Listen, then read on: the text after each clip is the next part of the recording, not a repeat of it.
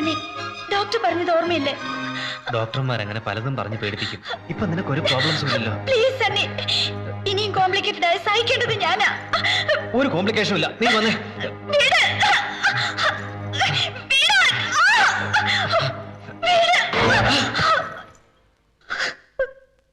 സണ്ണിക്ക് സണ്ണിയുടെ കാര്യം മാത്രമേ ഉള്ളൂ. മറ്റുള്ളവരെ കുറിച്ച് ഒരു ചിന്തയില്ല.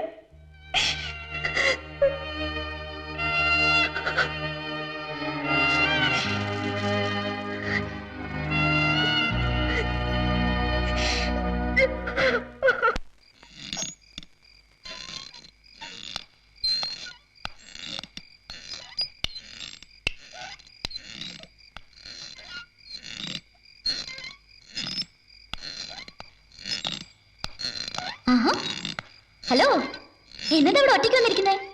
ഏയ് ഒന്നുമില്ല. ഒന്നുമില്ലെങ്കിൽ രാത്രിയിൽ മഞ്ഞും കൊണ്ട് ആരെങ്കിലും ഇവിടെ വന്നിരിക്കോ? നേരെ എത്രയെന്നാ സണ്ണിച്ചാന്റെ വിചാരം? പോയി കിടന്നേ, ഞാൻ ഈ കഥ ഒക്കെ ഒന്ന് അടയ്ക്കട്ടെ. വേണ്ട, സോണി പോയി കിടന്നോളൂ, ഞാൻ പിന്നെ കിടന്നോളാം. മനസ്സിലായി. എന്നതാ ആൻസിക്കുട്ടിയായിട്ട് പിണങ്ങിയോ? ഏയ് പിണക്കോ? എന്ത് പിണക്കോ? നിങ്ങൾ രണ്ടാളുടെ ഈ ഇണക്കവും പിണക്കവും ഒക്കെ എനിക്കറിയാവുന്നതല്ലേ. സണ്ണിച്ചാനിങ് വന്നേ, ചേച്ചിയായിട്ടുള്ള പിണക്കമൊക്കെ ഞാൻ മാറ്റിത്തരാം. വന്നേ. വേണ്ടെന്നേ. എന്നാ പിന്നെ ഞാൻ ചേച്ചി ഇങ്ങോട്ട് വിളിച്ചോണ്ട് വരാം. വേണ്ടെന്ന് പറഞ്ഞില്ലേ? വേണ്ടെന്നേ. വേണ്ടാന്ന്.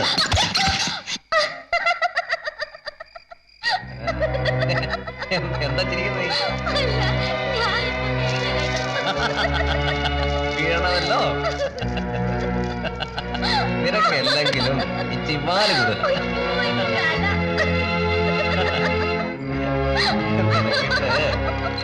എന്റെ കാര്യം.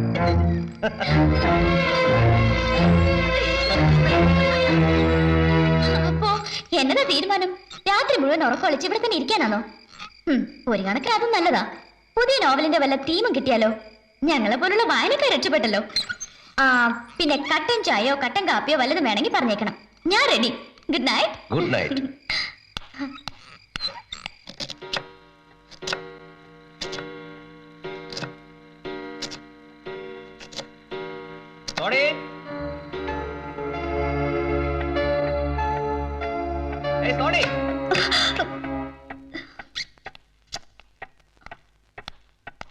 ചേച്ചി, ഇതെങ്ങനെയുണ്ട്?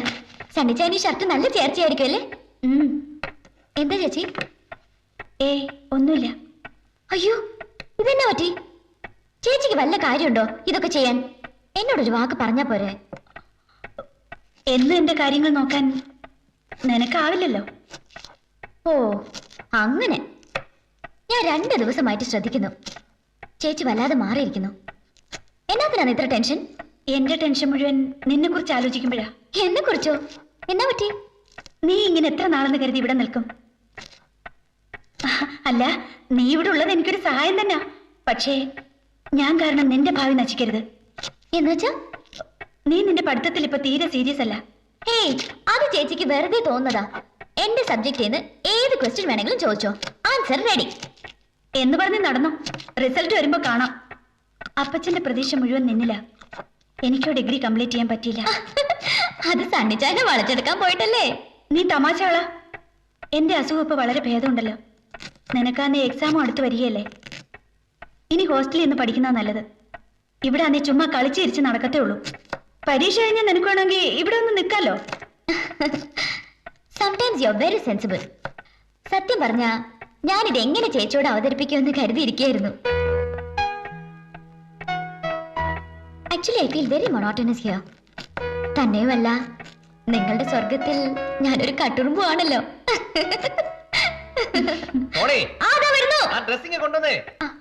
ഞാനിത് കൊണ്ട് കൊടുത്തിട്ട് വരാം. വേണ്ട, ഞാൻ കൊടുത്തോളാം. ഓക്കെ. നീ ബ്രേക്ക്ഫാസ്റ്റിന്റെ കാര്യം എന്തായാലും നോക്ക്. എനിക്ക് ഓഫീസിൽ പോ നേരമായി.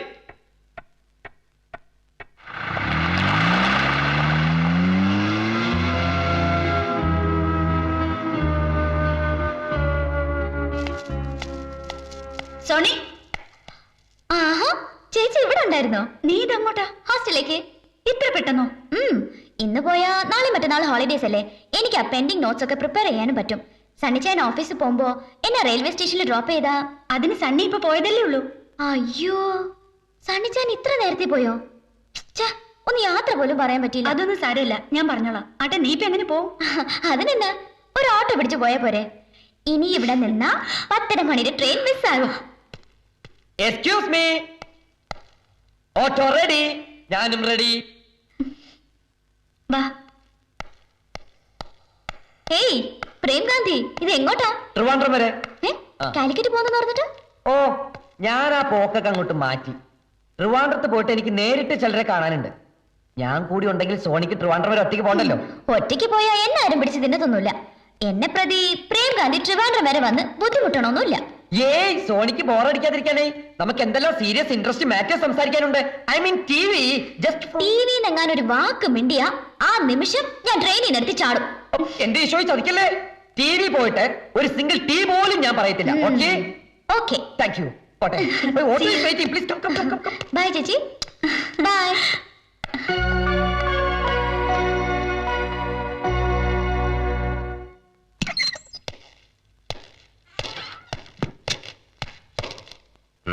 എന്താടോ വല്ല പ്രോഗ്രസ് ഉണ്ടോ?